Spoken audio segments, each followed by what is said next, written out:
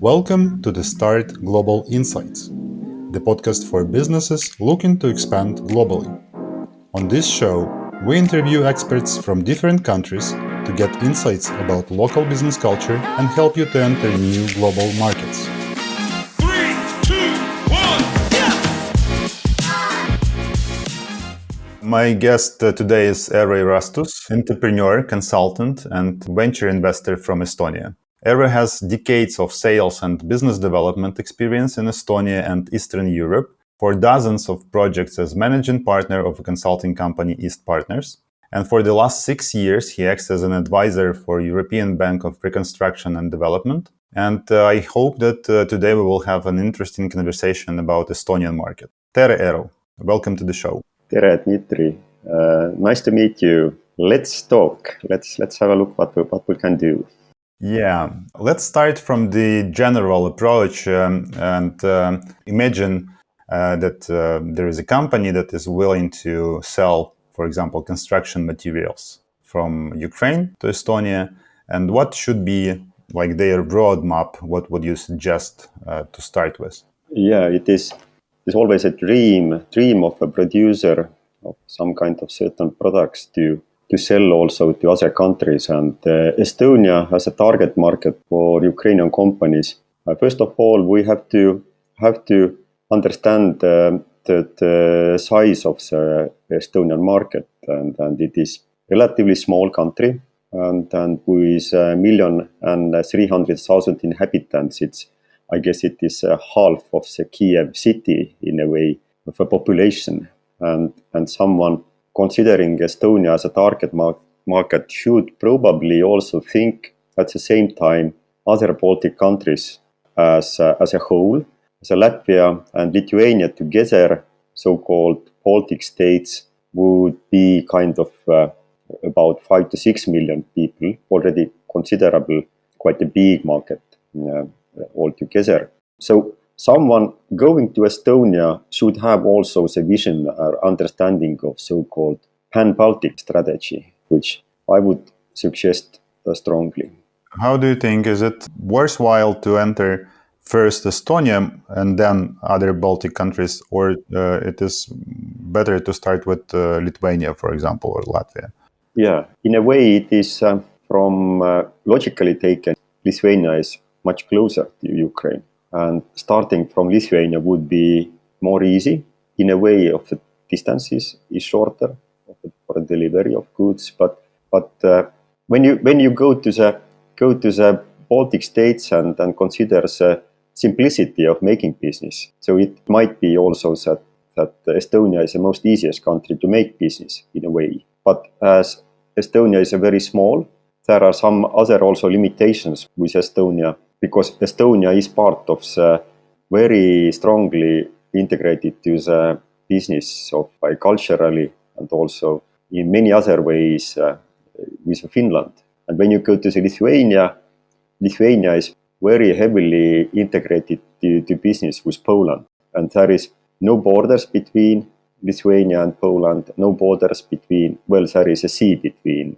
You have to take a ferry to go to Finland, but no borders in European Union. So one starting a business in Baltic countries, or we're talking now entering the Estonian market, should consider the geopolitical kind of situation around those countries, and the influence of the Polish companies selling products to Lithuania is something you should immediately consider as a big threat for Ukrainian companies entering to Lithuania. The influence of Polish companies in Estonia is not that big. It's smaller, but it is still easy there. Poland is very strong economy, very big producer of different kind of products. And I have now heard very interesting samples of even private people traveling with their own car to Poland to pick up construction materials for their needs. So it's the price level and everything in Poland is seems to be very beneficial for buyers, because there is a big market, big local market. And in Estonia, yeah, you are asking about the roadmap. I guess at the first you need to make a proper market analysis to understand the situation in your product group and what you want to sell, what is your products, and what is a the situation in target market. Like in Estonia, who are the major players in that segment? So to understand their business logic, and most important is to understand their sales channels, so how they actually produce and sell those products in Estonia. So we are quite developed economy now. So we have been like making good progress from after the collapse of Soviet Union, which happened. We are in a list of developed countries. So even with a small economy, there is definitely niches and opportunities to other players. And when you analyze a market or target market, for example, Estonia in particular segment, try to understand who are the major players and what are the winning business concepts in that market. Who is a market leader and what they are doing. And then the question is that what we can offer to this market, to Estonians, what we can offer to them, and where are our kind of competitive advantages. So it's a good word that you can't sell your products or services if you do not offer something which has high demand in the market. So analyze the situation first and then plan your steps like wisely, how you can reach the target customers or who are your customers and how you could establish your import and distribution in the country and how you can utilize existing kind of distribution networks. Is it difficult to analyze the market from abroad? Yeah, how to understand what is going on the market, who are the players? I assume that there are a lot of information available online for that. Yeah, but how difficult it is to contact local companies, how to start understanding these players? What would you need to start to sell to them? Yeah, it is a good question that how you have to start. So that the going out from the building, you first have to open a door. And the question is that how you open a door to go to the new market. So obviously you need a contacts in that country first. And my simple advice is use your current network and try to find the local people in Estonia who knows this business. So quite often there is a lot of information available in the web. Make this job first, analyze information available in internet, and then try to find local people from that industry who knows exactly what's going on in that industry and how does this specific industry or business area is functioning. And finding those people is a key question to success, that we could call them market experts. And in many ways, it is good to talk to the people who know something about this market already. This is not like finding the person who will sell instead of you, but this is more for get the real information from the market. Yeah? Exactly. And then of course, the question is that why they should share information which they have in their mind to you. And this is, I don't know the answer. The answers are that maybe because you are from Ukraine, maybe. So, or maybe you have to compensate this time somehow. But definitely would be good to talk with the people who are close to that industry and know something before you start to knock the doors of potential kind of cooperation partners or importers or distributors. Because when you are starting to contact potential buyers, you should actually be aware of the market situation and conditions of the sales conditions, price level, delivery terms, also specific issues which you should know before you start approaching potential buyers. And maybe it is a good plan is to have first a long list of all companies or enterprises who are in that certain business area, and then to shorten it to the short list which you can contact in later phases. But yes, well. So it looks like there are a lot of homework need to be done before doing any steps in real sales. I would recommend this. And second is to try to talk also to the end consumers of those products. For example, if you talk construction material industry, then the end consumers are in a way are private families or property developers or construction companies are not end users, but they are very very interesting kind of information source of for what's going on in the market. So let's try to imagine that, for example, window producer in Ukraine wants to enter to Estonian market. So talking to the construction company is or key people in some construction companies installing windows would be very beneficial, because they will tell you what are the problems in for example in Estonia in that business area. Maybe the window business area, production of windows is not actually the easiest business area to enter, because we have so many producers of high quality windows.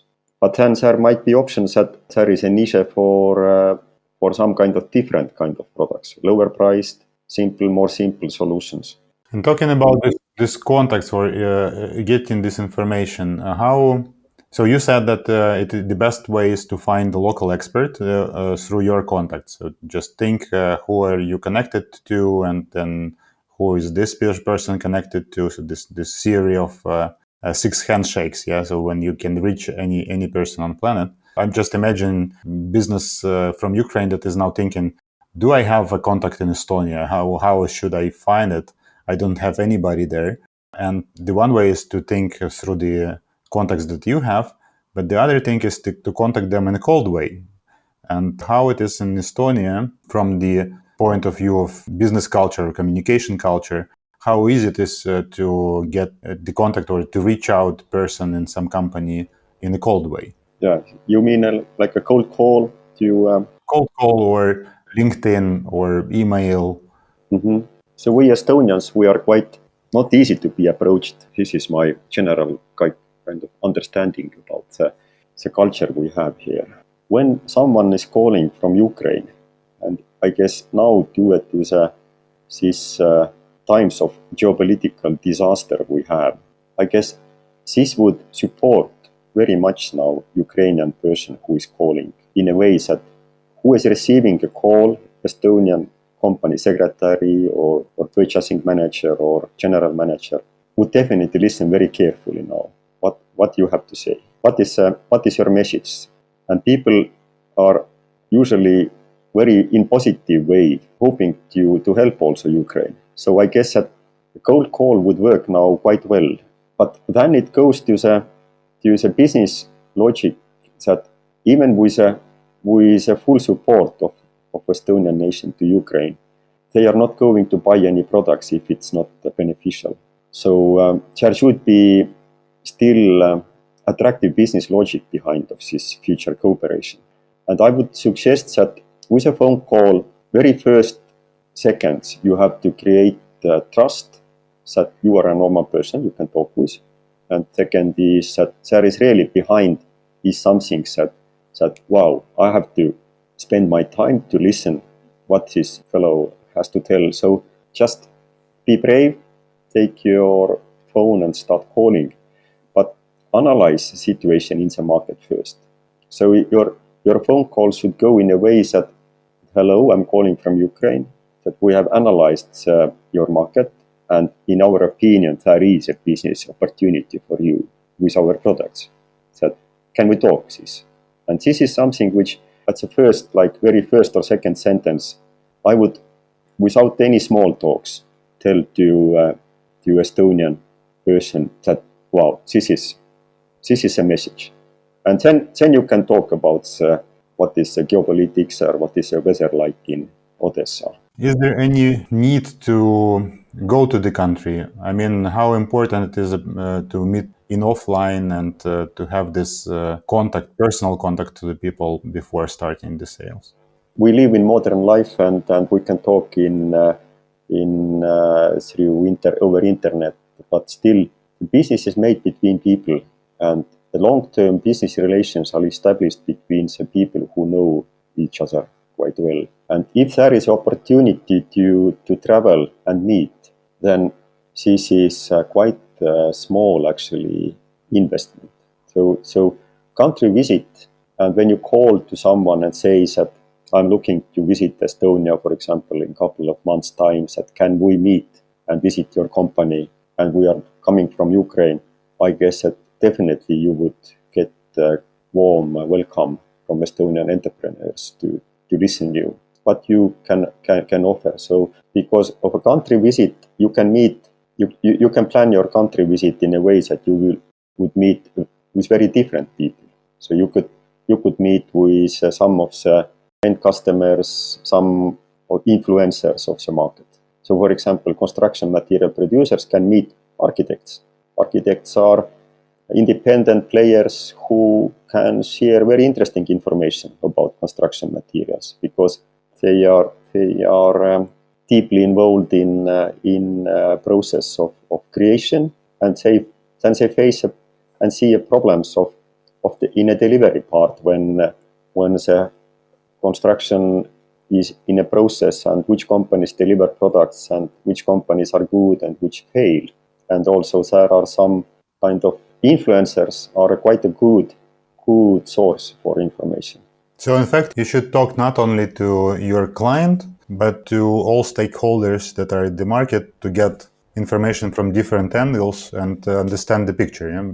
Exactly. Because the picture from the angle of client might be not the very clear picture about the market. That's true. So more you talk with different groups involved into the stages of the delivery or sales channel stages, better it is. For example, if someone knows some kind of country city officials involved in a planning of a municipality kind of construction permits, people who are giving construction permits, for example, in city councils. If you can approach those people, why not? Also, they are a very interesting source of information. So plan, analyze, call, and plan your country visit very, very well. And talk as many people as you can. Are there any places where you can meet the most stakeholders, maybe some conferences or exhibitions? So to plan your visit in the way that you are not just visiting companies at their address, but Yeah. find some place where they are gathered together already. If you can try to visit a country, a target market, when there is an exhibition of this particular industry, this is probably the best place to gather also information, make contacts, and easy to make contacts when you see and meet the people who are involved in that industry. So if there is a construction exhibition coming in, let's say, in the middle of May, better make a target country visit exactly the same week, not week before or after. When I'm talking with many exporters, they are saying that exhibitions are dying already. So this is not like a source of sales, maybe because they have false expectations from that. So they should not expect Expo as a sales channel, but as a intelligence visit. Yeah. So this is not the goal. The Expo should be not to sell your product, but to make these contacts and get more information from the local players. Yes, that's true. Actually, they're very right because companies taking part of the exhibition, they are selling their products on exhibition. And there are people who are kind of sales targeted. So it's very not easy to go to salespeople and start to explain that now you have to start sell my products as well. So they are absolutely right. But for understanding of the full picture, it would be really helpful for business intelligence kind of, as you nicely said, point of view. So I think that you should use the wish of salespeople to talk, because usually they would like to talk about their product and about their company as a sales people. And then starting with that point, you can reframe the negotiation or conversation to the market or to the competitors and start to use this opportunity of talking with people who love to talk about what you would like to talk. yes, I absolutely agree. Yes, it is so. In terms of negotiations with Estonians, how do you think? So we are both born in Soviet Union still, yeah. So and you have seen how the culture The business culture, I think, of Estonians also changed during this decades. How it is now? Is the culture of negotiation, of business negotiation in Estonia closer to East or to West? What are the peculiarities or what you should pay attention to when you are negotiating with Estonians? I would put it in a way that in some ways we are hanging between in a triangle of Finnish, German, and also Russian business culture. Dangerous mix. It is very dangerous mix because of what we have in Germans have been landlords in Estonia for 800 years, and then we were part of the Kingdom of Sweden for a couple of hundreds years. Then we were part of the Russian Empire and even the Soviet Union, which didn't last that long.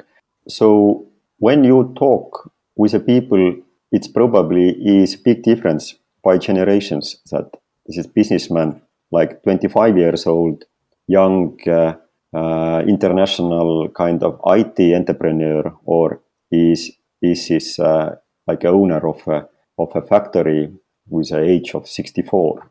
With the older generation, I would say from older than 40 and 45 years currently, people speak all fluent Russian also. So that would help a communication in a way that which is not a very popular now, the language, but still would help a communication. When you go to Latvia, there is Russian is a second business language actually. So it is definitely good to know Russian when you make business in Latvia, but not that much in Estonia.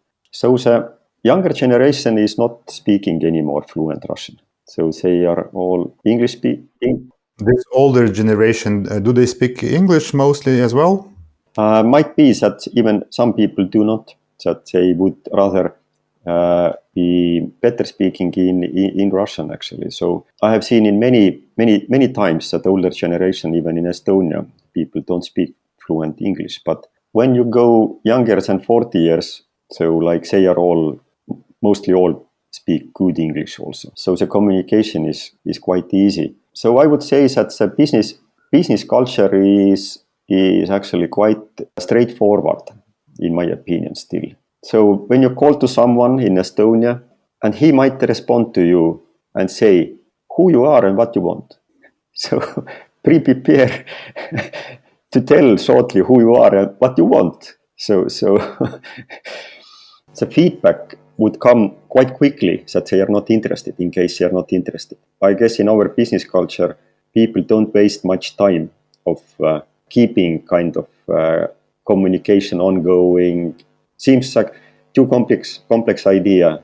Sorry, let's talk after 1 year. And so you can be also straightforward from the seller perspective when you are asking direct questions. It would be okay to do. Absolutely. And the direct questions would be also reasonable direct questions, which Yeah, like we have studied the market. We understood that you are the major player, and we think that our product would be interesting in this and this direction because we have this and this data. Is it correct or not? Yeah, and can we talk about this? Yes, yeah. So this is something which you should open immediately, I guess, when you talk to Estonian. Usually the products are sold to someone when you, with your product and service, you help this particular cooperation partner in a way that he can benefit out of it. There should be some kind of clear opportunities where there is, for example, lack of this kind of products or raw materials or low competition in that field, or very high prices or very unbeneficial kind of terms of making business. So from Ukrainian companies from field of production of steel, metals, chemical products, compounding, chemical compounding, and any other this kind of products which are not produced in the country as raw material should be interesting, I would say, at first glance. But then we would see the problem is that many times also companies can say that I'm interested to buy, can I buy small quantities first? And then it is for a Ukrainian company is a good question that how you can offer a good service with a small quantities from long distance. Ukrainian entrepreneur is probably asking that you have to buy a full truck of my goods, and the Estonian company is saying that no, I would like to buy like €1 pallet. Then it is important to first and to see to test it, and then it is very important, in my opinion, when you want to enter the new market, create the beneficial conditions for the deliveries of small quantities first. So this is, and consider this like your entry cost or your entry investment for your market entry. That when you calculate per sold product and you deliver only a euro pallet, it might be quite expensive. So tell to the clients that, well, I'm delivering you €1 pallet of my products, for example, and the 2 deliveries or 3 deliveries, we send it without any freight cost, for example. Like beginning, start with the small steps, and then you can get the leg between the doors. So in fact, this is like agreement between two parties that this is a test. Yeah. So the buyer should also understand that this is not the normal price, and this is exception just to show how the product works and to establish this first connection between buyer and seller.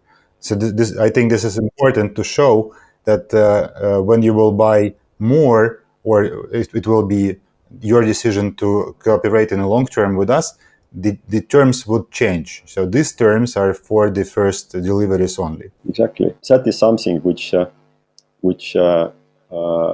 I'm quite sure will be the obstacle from the very beginning. They might be interested, but they want to have kind of very careful beginning, let's say, of cooperation. Eero, I had also a question about the idea. I know that Estonia is a very export-oriented country.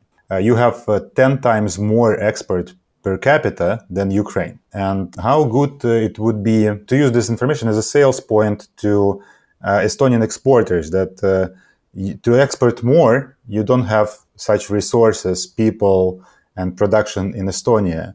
And it might be a good idea to extend this production to Ukraine. Meaning that you will buy these goods and then add some value, your package or whatever, and then resell it to the European market. And then in this way, Estonia may act as a gates to the whole Europe. Very good and very important point, actually. Yes, that Estonian economy, as we beginning of our conversation mentioned already, is very small, and one who wants to establish a proper factory or business, you just have to sell to other countries from Estonia. So your production capacity would be anyway bigger than your local market demand. Export activity is definitely a big part of many local companies, and some of them working like 70, 80, even 90% of their products go to export.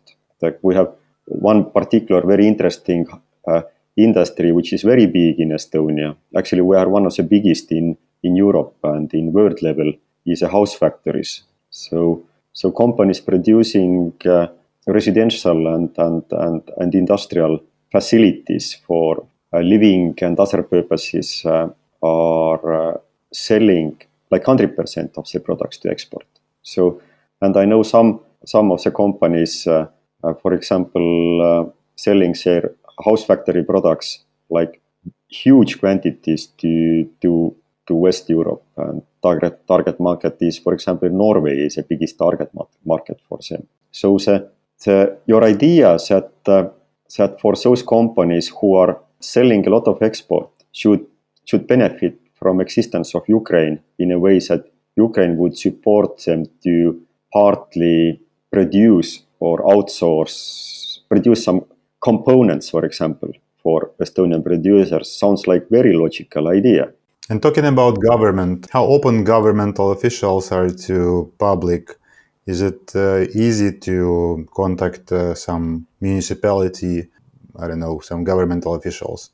I guess that we are quite in our country, the government people are working to serve the nation. So and at some moment we started to build this so-called government, which would mean that every citizen should have access to all information electronically. And this is something which we have this electronic signature and Estonian IT card, which actually is easy to apply and get this e-residency in case you want to make real business in Estonia. So I would say it's my experience. I don't know how it's from the foreign point of view. Foreigners are contacting our state employees, but I have quite, let's say, positive experiences. I hope that there are not that much corruption also. So it's quite mostly honestly hardworking people. Okay, maybe the last question to you is, what would you advise or wish to Ukrainian exporters looking at Baltic countries, Baltic markets, especially Estonia? Before I answer to this question, I will shortly also say that there is this Estonian Chamber of Commerce and Industry is actually very reasonable kind of place to get the information. In every city and every town, they have their representative also. It's very good people who are very well linked to the local business life. But maybe you should be still a bit patient. To make friends in Estonia, long-term friends, it takes time. Be patient and time to time, if Estonian people are a bit behaving like awkwardly or kind of strangely, this forgive them this because they are very calm. They have always, in a way, establishing of relations, they take time. So it is, so the old saying in Estonian is that you can't buy old friends by money. So maybe this is good to end our conversation with this. Thank you, Eero, for this advice. And I think that this Estonian saying is correct not only for Estonia but to the whole world. Yes, Absolutely. Thank you for being with me at this show, and thank you for sharing your experience and information. Thank you, Dmitry, and wish you all the best and Slava Ukraini. Героям слава!